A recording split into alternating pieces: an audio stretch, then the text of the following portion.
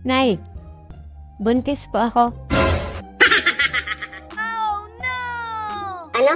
Kabata-bata mo pa? 16 ka lang Sigurado ka ba dyan? Opo, Nay.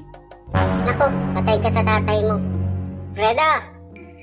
Pumunta ka dito. Kausapin mo tong anak mo. Oh, anong problema dito? Kaaga-aga nagsisigawan kayo. Kausapin mo yung anak mo. Buntis daw siya. Ano? Buntis ka? Ay, paulit-ulit? Kita mo na? Yan, katigasan ng ulo ng anak mo. Sinong baboy ang gumawa sa'yo niyan? Tawagin mo siya, ngayon din. Papunta na po siya, Tay. 5 minutes later. Mano po, Itay? Anong Itay? Tatawag ka ng tatay sa akin. Mukhang mas matanda ka pa sa akin. Ilang taon ka na ba? 61 pa lang po ako.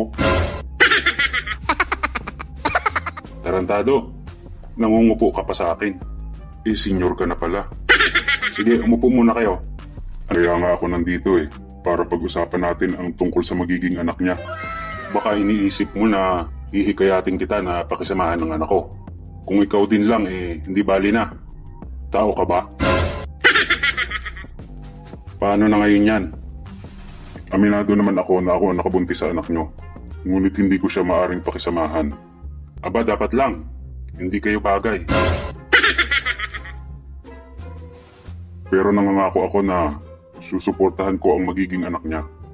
Kapag ang magiging anak niya ay babae, ipapamana ko sa kanya ang aking grocery store, townhouse, resort, at $1,000,000. Wow!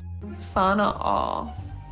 At kapag lalaki naman ang magiging anak niya, ipapamana ko sa kanya ang aking 2 pabrika, plus $2,000,000. Wow At naman! kung kambal naman ang magiging anak niya, ay tig-1 pabrika at tig $1,000,000. Wow!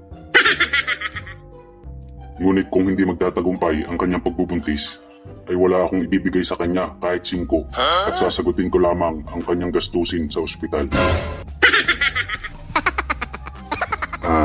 Anak, kung sakali naman na hindi magtatagumpay ang kanyang pagbubuntis, pwede niyo naman subukan ulit. Diba, mahal kong manugang?